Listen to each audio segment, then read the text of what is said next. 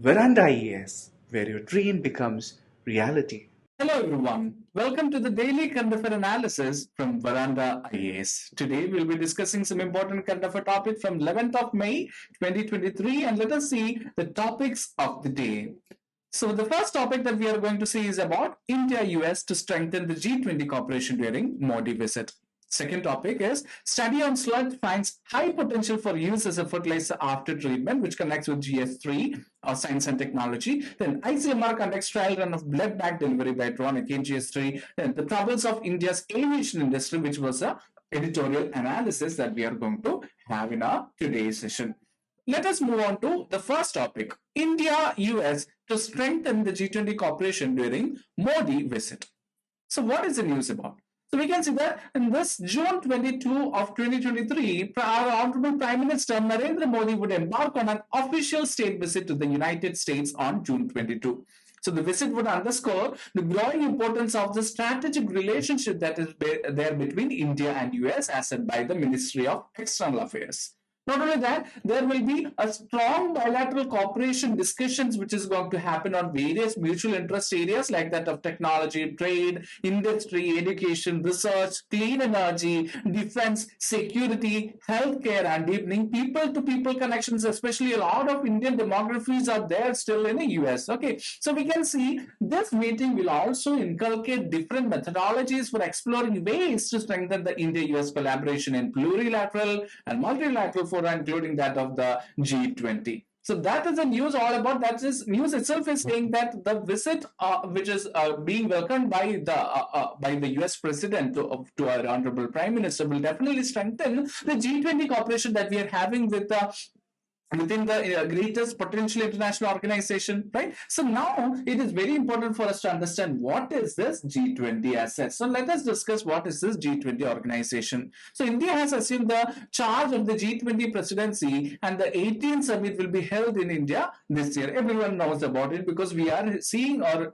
daily reading about this news in the newspaper. So not only that, we can see about some of the historical perspective background of G20. So an association or an organization of the G20 was formed in the year 1999 in the backdrop of a financial crisis which happened in late 1990s in the East Asia as well as the Southeast Asia in particular.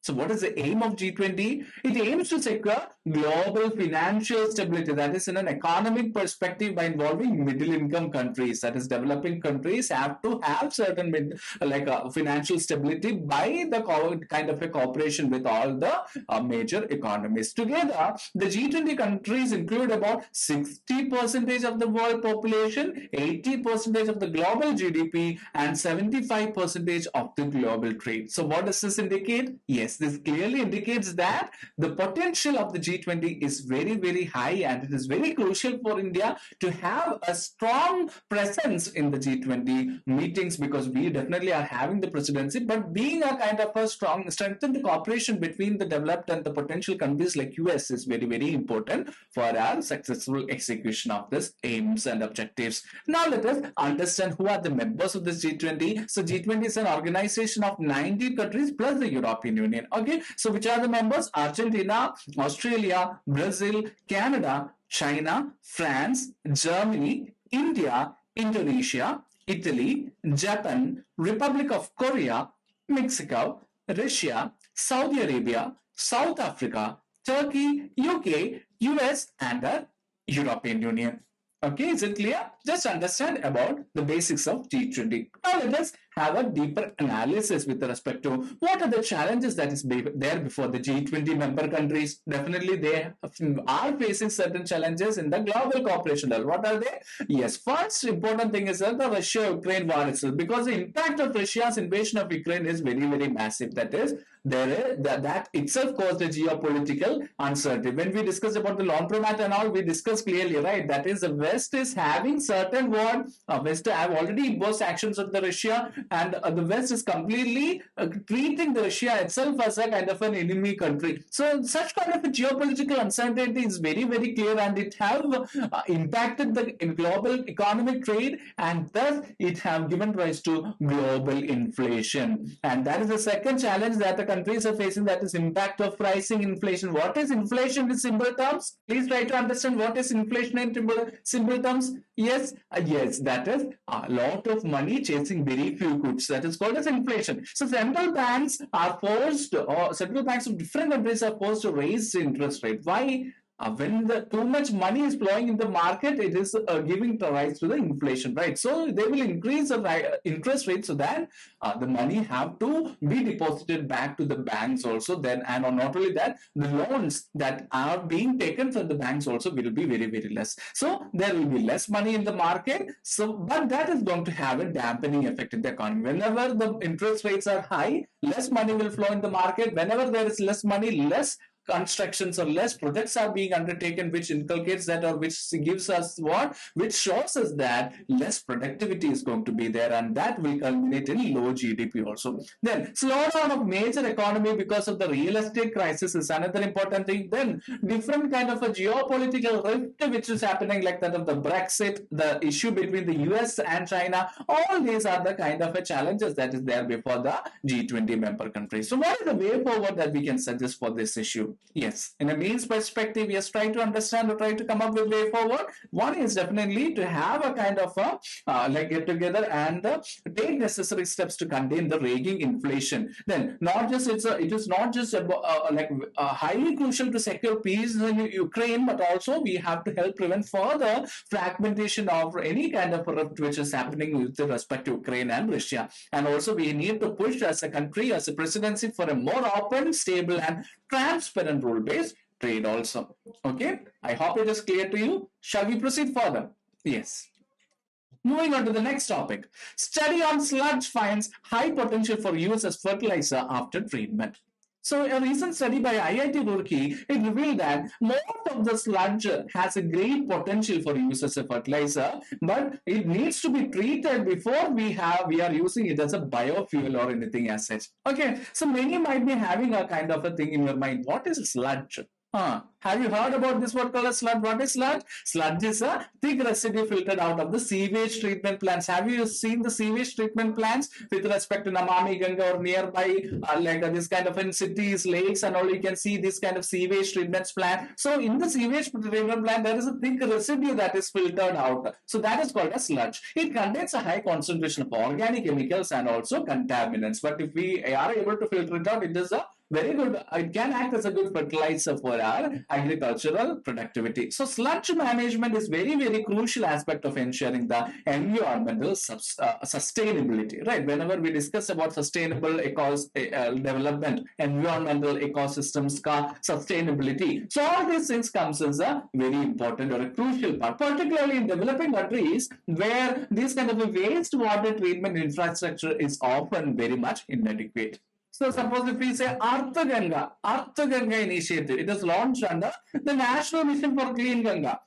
So it is there to monetize and reuse the treated wastewater and sludge, thereby deriving livelihood opportunities from the river rejuvenation program. So what is this National Mission for Clean Ganga? Many of you might have heard about it. National Mission for Clean Ganga, what is that?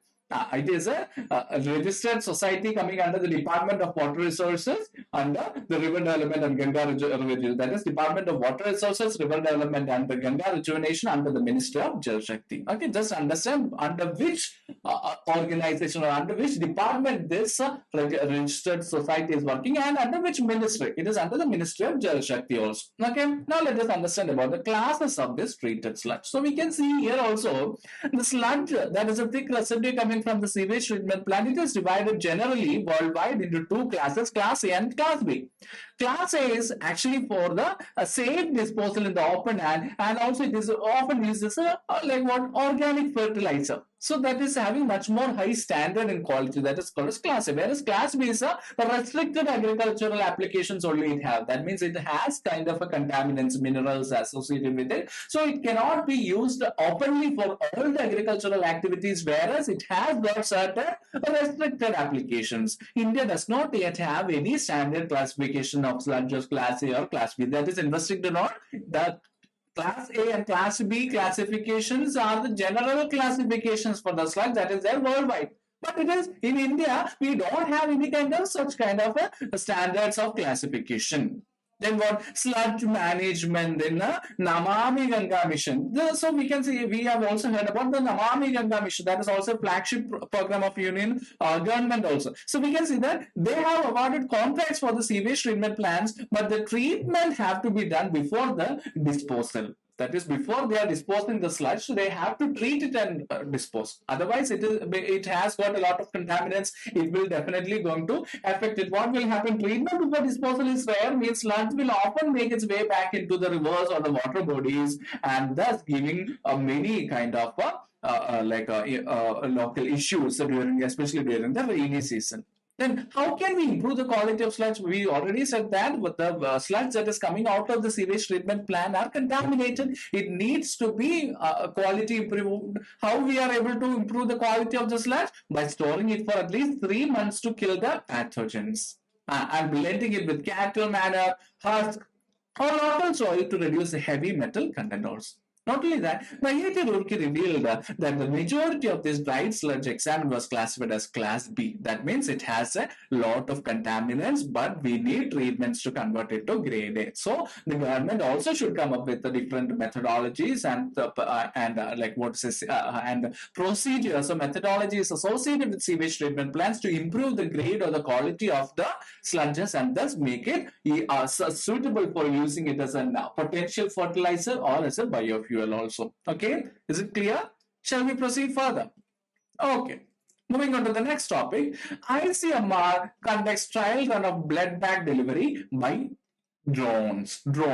Okay, so we can see that drone activities are always having a kind of importance, like it is a kind of a visionary thing by our Honorable Prime Minister Narendra Modi. So what is the news about the trial run of blood bag delivery? So this news is about a blood bag delivery done by drones under the iDrone initiative of the ICMR, which was successfully conducted. So inaugural flight, it carried about 10 units of whole blood samples from GIMS and LHMC. What is GIMS? GIMS is the name of the medical college, that is Government Institute of Medical Sciences in New Delhi, and LHMC is a lady handling a medical college in Greater Noida in association with the JP Institute of Information Technology Noida and also ICMR. What is ICMR? Yes, those who know the full form of ICMR do definitely comment in the comment section below. Don't forget that. Okay. So in continuance with the national mission of expanding the drone ecosystem in India, in the continuance with the expansion of technologies of drone systems in India, such things have been come up. So the boost of technology is very much important, a crucial part, or it will act as an accelerator in pushing India into a developed country. Who is saying that? The Director General of ICMR himself is saying that. Not only that, during the time of Corona pandemic, this iDrone was first used for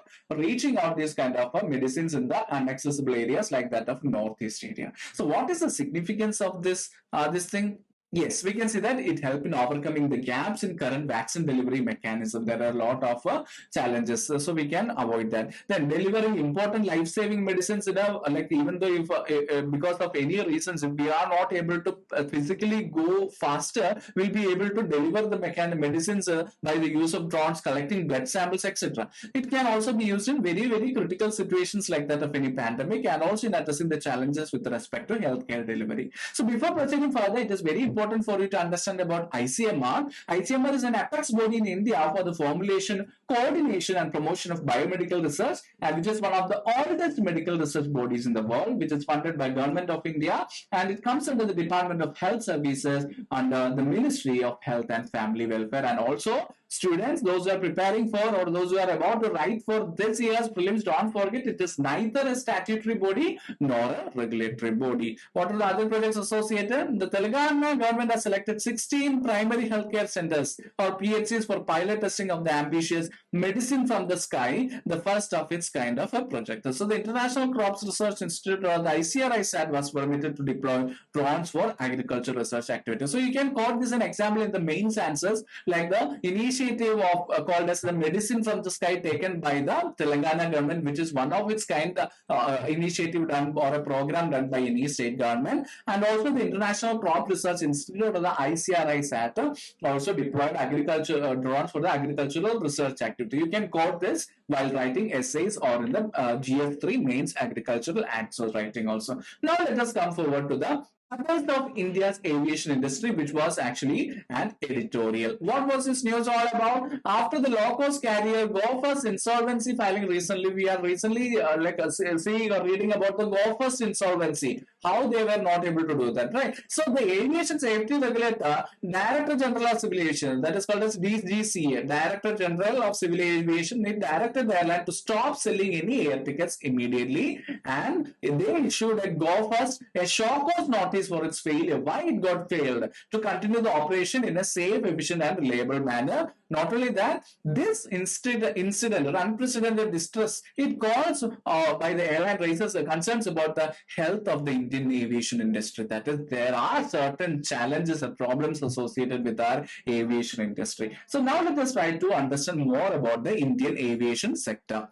So India's domestic air traffic has been recovering in the past few months after being severely hit by the coronavirus and the pandemic. And currently there are about 148 airports in the country, and India is the third largest domestic market in the world in the terms of seat capacity. Also, being the most populous country in the world, we definitely are the third largest domestic market in the world also with respect to seat capacity. Now let us see about the regulatory frameworks that was being created for the aviation sector in India. One is the National Civil Aviation Policy or NCAP of 2016. This guides the Indian aviation sector completely. Not only that, this policy is based in India and it is dealt with the Ministry of Civil Aviation under the legal framework of the Aircraft Act of 1934, that is a statute, and based on another statute rule, that is Aircraft Rules of 1937. That is, even before independence, we have had certain kind of a legal framework based on that. Still, this policy is based on the what is DGCA. So we already saw that it is a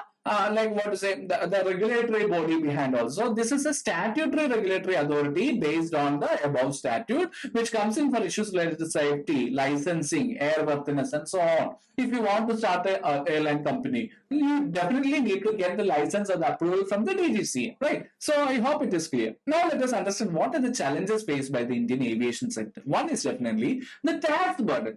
So you should understand that the air carriers have to contribute 40 to 50% of the operational expenses as a tax burden that they have to file to the government or the provincial state governments. Not only that, some Indian states impose provincial taxes as much as even 30% of the taxes for what? For fuels also. Next comes the Indian aviation policy. So this aviation policy of India actually acts as a barrier to entry and growth of new players in the market, and also not affecting the players uniformly. For example, the Tata, when it acquired the Vistara and Air India together, almost four kind of a companies, airline companies are coming under one dome. So we can see that no single or small players are able to compete with the Tata because of the the rules and the regulations and the market capacity or the growth is not affecting everyone uniformly. Such kind of a biasing or ununiformity is there in the market. Then what? Ownership of the fleets. That is an interesting point. That means we all think that if Indigo had a flight means it is owned by them. No, it is not like that, because mostly for a 6 months kind of a lease agreement is there for leasing this. That is almost 80%, almost 80% of the total India's commercial fleet is leased. So we can see that these are leased only. So this kind of a leasing cost is the highest operational cost as it is denominated in US dollars, because we are leasing it from maybe Boeing or from some any other kind of an aircraft carriers from other countries also. So such kind of a trade or lease agreement, everything will be in the global trade or currency exchange or foreign currency exchange. So mostly we are using what? US dollars. So we can see that such a kind of a use of US dollars, denomination in US dollars also increase the operational cost. Then comes on, it is very highly competitive. That is landing, for freight charges, and for other charges, all the aircraft carriers have to pay for the Airport Authority of India. But at the same time, in order to get the market or in order to make them profitable, they have also need to make the what is a ticket fare less also.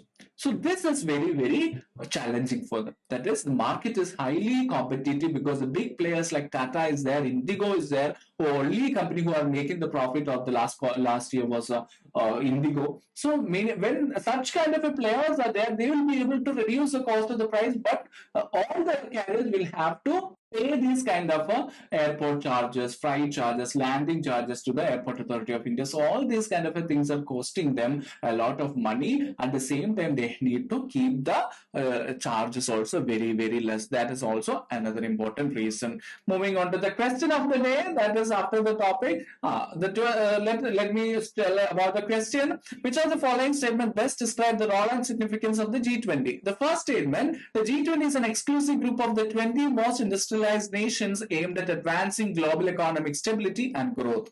Statement B: the G20 is a forum of the world's 20 largest economies that focuses on addressing pressing social and environmental issues. C: the G20 is a regional organization that aims to promote economic integration and cooperation among the Asia-Pacific countries. The G20 is a supranational institution responsible for overseeing and regulating global financial market and institutions. So here, if we see statement B, we can see that the G20 is a forum of world's 20 largest economies. No, it is not like that, and it is not focusing on social and environmental issues. So the statement B is also wrong. Then G20 is not a regional organization. It is mostly what Asia Pacific and an organization, and it is not a particular regional organization. And G20 is not a supranational institution which deals with the regulation of anything as such, but we can see that it is a group of 20 most industrialized nations aiming at the global economic stability. Economic cooperation and stability is the most important thing that they are actually looking forward. So we can see that statement A is the right answer. So I hope today's current affair topic was very useful for you. So please do give your comments and suggestions in our feedback. That will be really a great encouragement for us to proceed further. So unless and until we meet next time, this is Prince J signing off. Thank you so much.